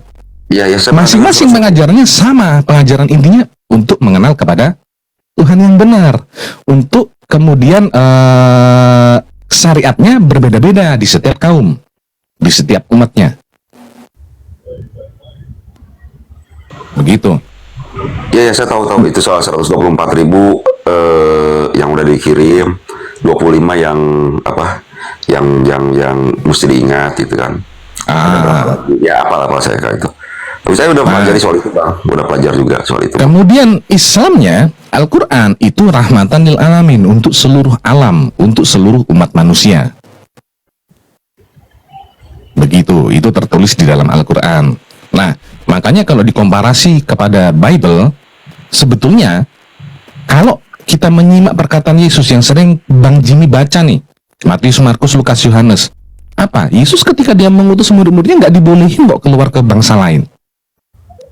Di Matius 10 nomor 5 itu dibaca. Nggak dibolehin keluar ke bangsa lain, hanya untuk kepada domba-domba yang hilang dari umat Israel atau kepada Bani Israel aja. Betul, betul. Tapi itu juga masih bisa saya pertanyakan loh Bang Ton. Iya. Yang Apa itu mengenai pertanyaannya? bukan, maksudnya masih bisa saya pertentangkan bahwa memang kalau secara tekstualnya, secara mainstreamnya memang untuk domba-domba yang hilang dari Bani Israel. Tapi kan kalau kita lihat juga di dalam Bible juga, pasti abang tahu kan kisah seorang wanita Perempuan dari Samaria ya diselamatkan karena iman. Iya. Tetapi disebutnya kunarion. Iya, guguk gitu. Udah tahu. Iya. Makanya saya lebih bilang gini. Makanya saya nggak pernah saya tuh si Uni Riva juga tahu. Saya nggak pernah menganggap diri saya apa kayak tadi malam tuh kita di roomnya Bang Polopo. Kami Israel rohani, nggak pernah saya berpikiran saya Israel rohani. Nggak apa saya disebut guguk juga. Yang penting iman saya itu aja. Kalau saya pribadi. Tapi kan kadang-kadang kan orang Kristen seringnya kami Yahudi rohani. Israel rohani. Oh, saya Bang Jimmy catat. Bang Jimmy catat ya. Apa? Bang Jimmy catat, kalau ada Kristen yang ngomong demikian, itu sedang membantah Bible. Di mana Bang dalilnya? Wahyu 3 nomor 9. Catat tuh. Wahyu 3 nomor 9 ya.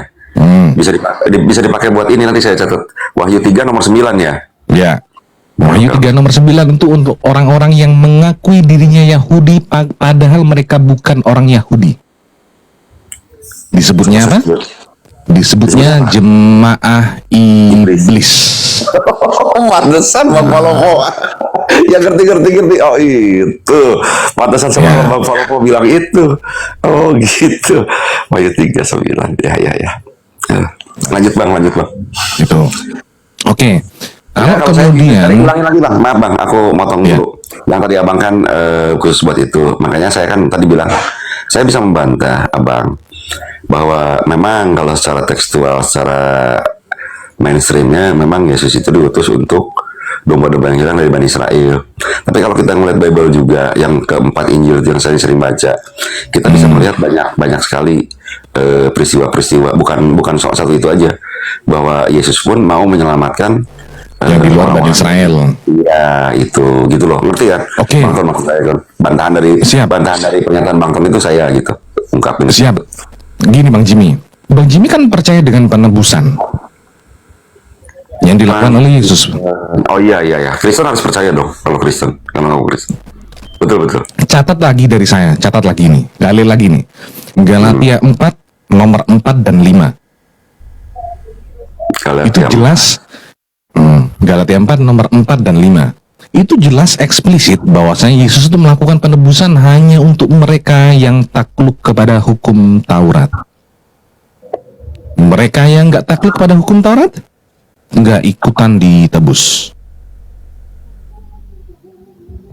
Galatia 4 nomor 4 dan 5. Makanya tadi saya pertanyaan intinya langsung. Kalau ada satu hukum Taurat, kemudian di dalam 10 perintah hukum Taurat itu ada satu, yaitu ingat dan kuduskanlah hari Sabat. Faktanya ada yang melaksanakannya hari Sabtu dan ada juga yang melaksanakannya hari Minggu. Pertanyaannya yang benar yang mana nih?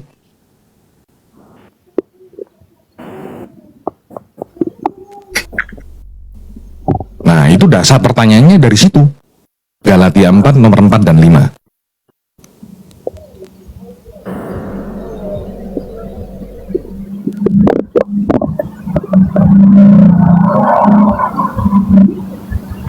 Galatia berapa Bang? Aku sambil lihat.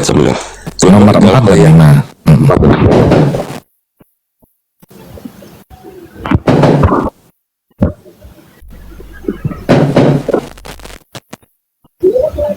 Saya baca.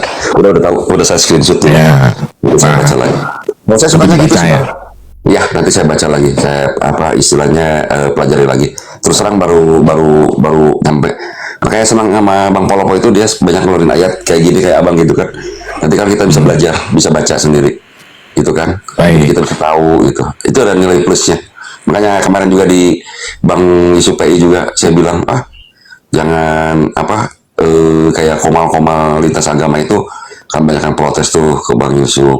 Kalau saya bilang jalanin aja nggak apa-apa, selama nggak ramai-ramai, nggak nggak mancing-mancing, nggak apa, orang kan jadi tambah ilmu. Ini intinya Terus gini ya, gitu. kita sesama umat manusia ya Bang Jimmy ya, sama-sama orang Indonesia. Saya cuman bisa berkata demikian.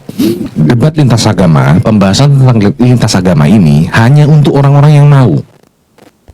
Ya, kalau orang-orang yang nggak suka, orang-orang yang nggak mau, ya silakan skip. Anda punya handphone, Anda bisa beroperasi penuh terhadap handphone Anda.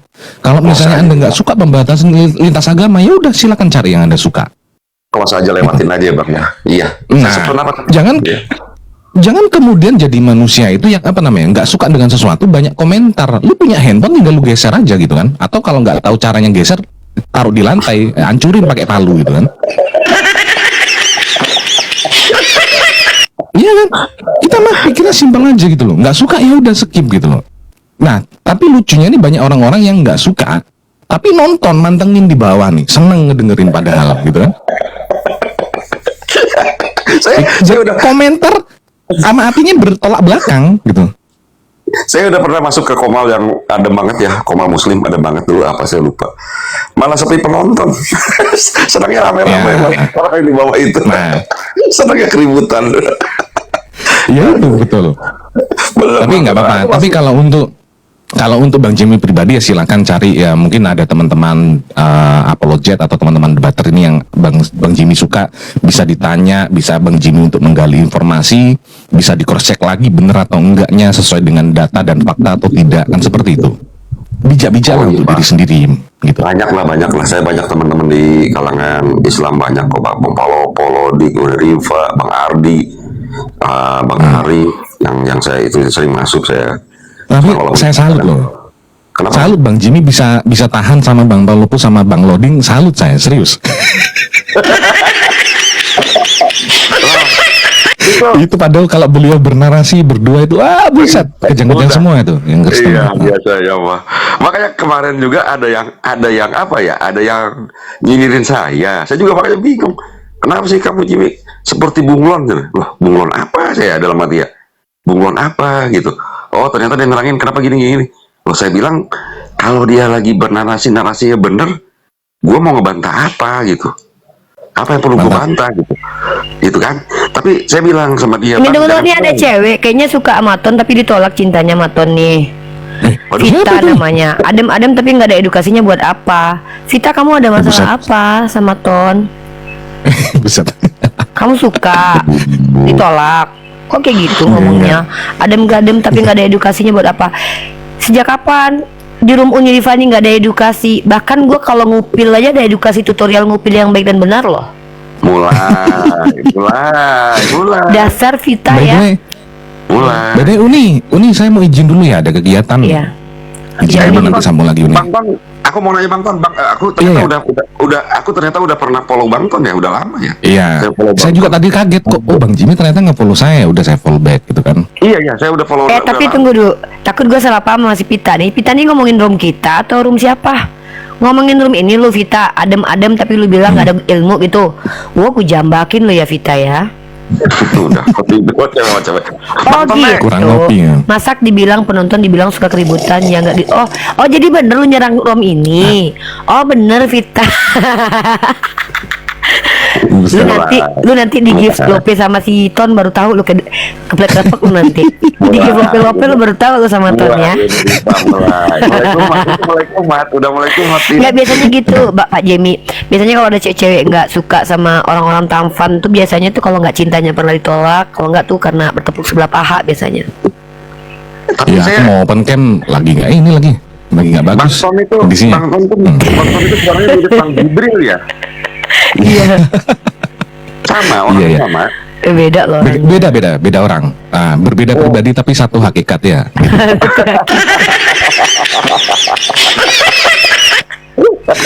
Ya udah Bang Jimmy, aku izin dulu ya, ada kegiatan ini ya, nanti sambung lagi lah next time ya. Mohon maaf kalau ada salah-salah kata. Host juga Uni, Bang Mesia, Iya. saya izin turun ya. Assalamualaikum warahmatullahi wabarakatuh. Siap buat Pak Jimmy. Mangga. Si Vita tuh ya. Aku Lu turun dulu kenapa nih ya. Vita? Turi, Sama Bang Uni, Ton aja. Iya Pak Jemi. aku turun dulu ya. Jadi Penonton suka keributan itu memang fakta kok. Buktinya lu, Adam di sini lu nggak suka kan? Lu pengen kan ribut mulu kita sama Oten? Hah? Pas dikasih tahu lu nggak terima. Hah? Lu nggak suka kita tenang damai di sini kok. Lu bilang di sini nggak ada ilmunya, mana ada? Lu nya aja yang nggak bisa nangkep. Vita. Bang Masya, Aneh lu. dulu Bang Masya, permisi. Uni turun dulu ya. Ya. Silakan lanjut. Jadi kalau saya mah nantinya rada-rada jaga-jaga, nanti ditegur. Eh. Ya. Oh, udah turun bebas deh. Itu urusan kalian. Aduh, Lah ayo, aku aja suka permisi. stay di room Uni, itu gimana Uni? Iya tapi lu kenapa nyerang Bang Ton Vita? Emang dia salah apa sama lu? Bang Ton salah apa coba? Nggak boleh gitu tahu dek. Bang Ton itu mualaf yang barusan itu mencoba untuk membongkar cara berpikir Pak Jemi. Harusnya kamu support dia, nggak boleh gitu lah. Jarang-jarang loh ada mualaf yang keren kayak gitu. Ada sebiji dua biji doang. Tadi kita tuh malu tuh, mualaf tuh bisa memahami Al-Quran dengan baik, sementara kita apakah sudah memahami Al-Quran dengan baik? Gak boleh gitu Vita. Mana tuh lu jodoh sama si Ton. Nah gimana coba? Ternyata lu adalah calon dari ibu anak-anaknya, gimana? Rasain lu. Gimana coba? Ternyata kau adalah calon ibu dari anaknya.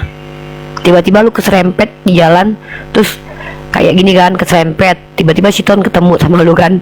Mata lu sama mata si Ton pandangan berdua, kepeganglah sarung tangan kan. Keluar nyanyi lagu tuh.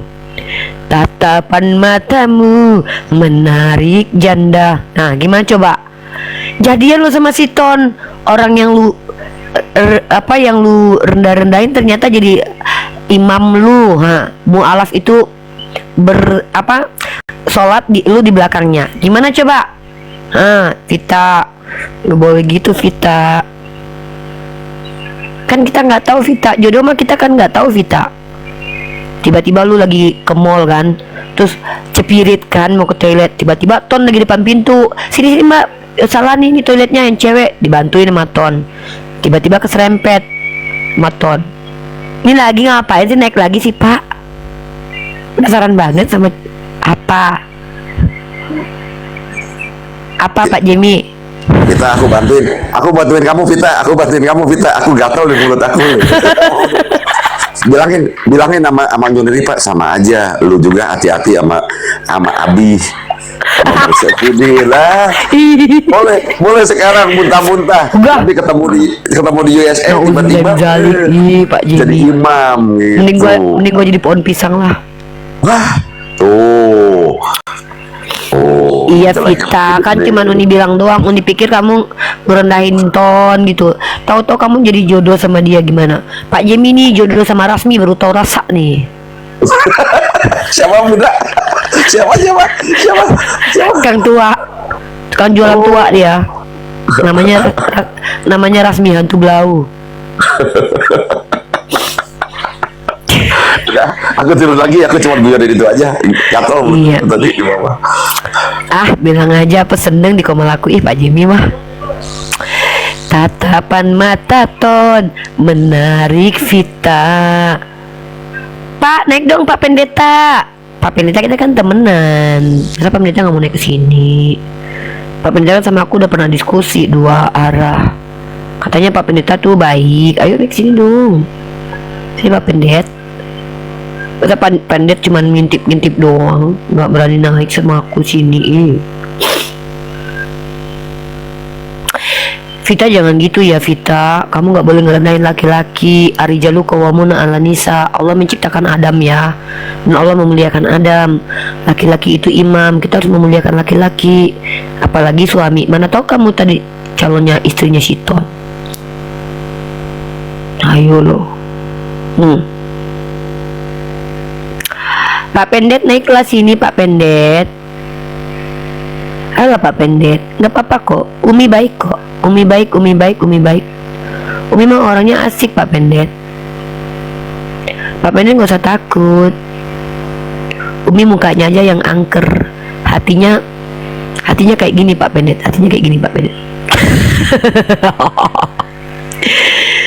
Gitu ya Pak.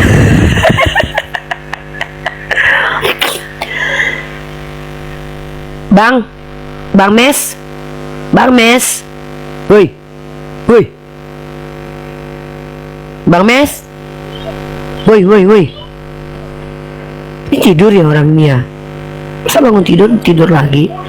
Bangun tidur. Kak. Ups. Cuy, kecil. Dengar nih orang nih. Malah dia tidur dengan suara Pak Jimmy sama Bang Ton. Jangan-jangan dia seneng lagi dengar suara Pak Jimmy sama Bang Ton. Nih bahaya nih cowok ini. Hati-hati nih, bapak-bapak ini suka sama cowok nih. Jangan-jangan dia lagi menghayalkan suara Bang Ton sama Pak Jimmy nih. Ah, bahaya nih abang ini nih. Bang Mesia. Bang Mesia udah berapa lama sih suka sama cowok? Bang udah berapa lama suka sama cowok? Bang, abang cowok rasanya gimana sih bang? Bang, abang serius bang gak mau nikah sama cewek? Bang, kenapa bang tidak mau menikah dengan perempuan bang? Ya malah sok-sok ini dia, sok-sok keluar dia dari ini. Bang Mes, Bang Mes ya? Iya. Abang udah lama suka sama cowok? Lubang tai disukain.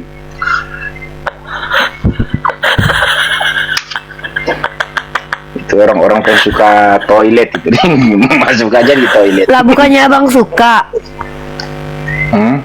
Abang gak suka ya sama cowok ya?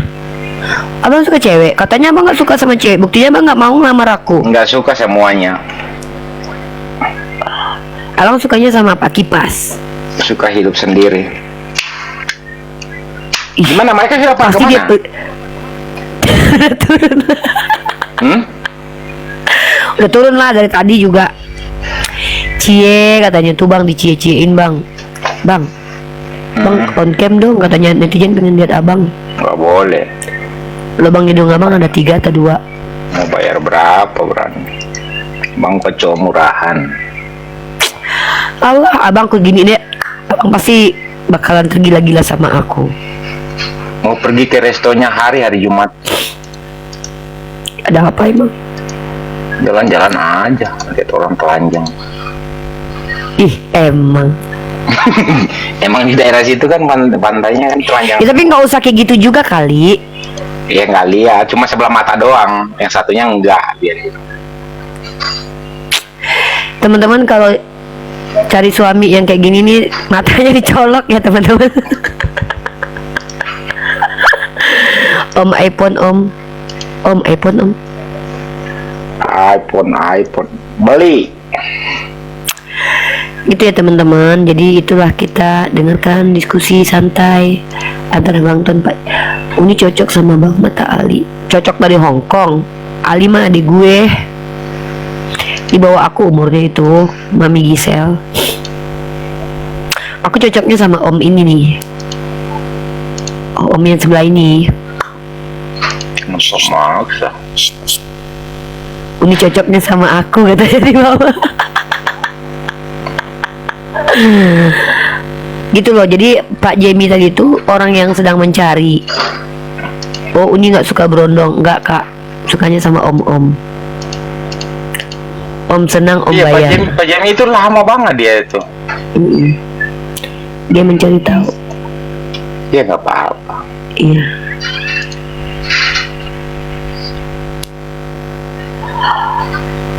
Semoga Pak Jamie dapat hidayah, amin ya rabbal alamin. Gila, program si Rijal bikin bagus banget. Aku juga suka om. Sita, kamu gadis? Sita, kamu masih gadis ya? Sita, kamu masih gadis atau udah janda? Ayo. Sita Sundal. Ish. Oh, bukan Sita Sunda. Kok Sita Sundal? Sembarangan orang. Naik coba, Sunda atau Sundal? Sini Sita, naik sini, mau nih dek. Sini Uni kerjain dulu kamu yuk, sini. Sunda. Kurang L ya. Emang gak jelas nih orang nih. Sita Sunda. Sita naik sini Sita. Sini dek. Sini. Sita beneran suka om-om? Iya. Sita umurnya berapa, Dek? Sita. Assalamualaikum, Oni. Waalaikumsalam, Dek. Umurnya berapa, Dek? Aku 24 tuh, Dik. Udah punya suami? Aku udah 2 kali menikah sih. Ya Allah, kemaruk banget kamu, Dek. Mantannya mati semua ya. Kenapa dia cerai, Dek? Kenapa dia cerai? Mati. Kamu apain malam pertama? Pertama sih emang karena cerai gara-gara itu ditipu soal agama, Uni. Oh, dia ngakunya Islam, taunya Oten. Iya, dia sampai ganti kakaknya KTP-nya jadi Islam gitu. Aduh, kumaha eta si anak gadis teh. Buka cam atuh biar Uni lihat wajah yang ketipu itu seperti apa sih. Gak mau, Uni malu. Itu kenapa sebelum itu dia menikah itu nggak kenalan sama keluarganya dulu? Iya, minimal tuh setahun kenal dulu baru nikah tuh. Bukan kenalan setahun sih, tapi harus tahu keluarganya kan? Keluarganya, tetangganya, tukang kreditnya siapa aja. Emang karena orang jauh nih. Ah, kamu mungkin tak kenalnya lewat online tuh. Dia pertama memang lewat online, cuman Tuh, dia juga nyamperin gitu. Terus yang kedua ketipu apa lagi kamu? Oh, kalau yang kedua enggak. Ini nikah kedua kali ini sama. Berarti pertama ketipu, kedua ditipu juga. Yang nipu. Yang kedua ini baru menikah lagi. Oh, baru nikah. Oh, udah punya suami. Iya. Kenapa bilang gak suka om-om? Iya, soalnya kan suami aku om Uni Oh sekarang. gitu.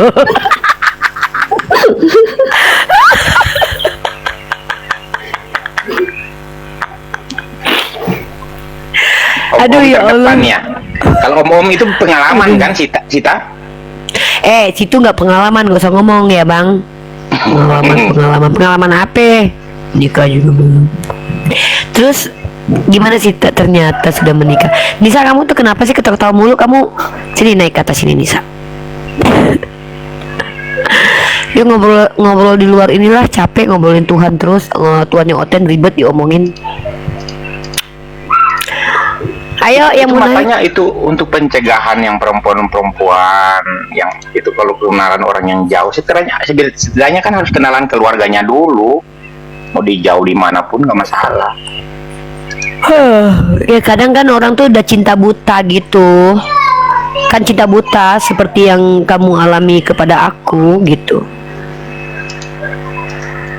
Jadi tidak peduli lagi mau pantatnya gosong tetap aja dinikahin gitu. Nama cinta buta, ya kan Sita? Iya sih, bener. Tuh kan, Nah, Sita mah udah nggak peduli dia, walaupun ada punuknya di belakang tetap nggak peduli kan Sita? Otak. Itu kan bukan kehidupan sehari dua hari, itu kan kehidupan panjang. Ya kan setiap orang beda-beda. Ada yang dia tuh nggak peduli. Ada orang tuh yang nggak berpikir nikah, yang penting nikah aja, yang penting udah udah ganteng nikah aja gitu. Oh kerjanya udah bagus nikah aja gitu. Padahal nggak tahu karakter itu yang mempengaruhi gitu. Nanti udah tahu ternyata dia suka kentut lagi tidur gitu kan, cerai gitu. Gitu mereka itu kadang-kadang tuh. Makanya Uni berondong ada nggak? Ibunda Cherry mintanya berondong. Ibunda Bunda mah aneh Bunda kok minta berondong? Jadi Sita udah nikah. Oh kirain belum nikah. Iya udah. Ya udah, jangan genit-genit ya Sita, nggak boleh ya. Kalau udah punya orang nggak boleh. Nanti cerai sama suaminya nanti. Jangan gampang-gampang terima DM cowok, berdosa.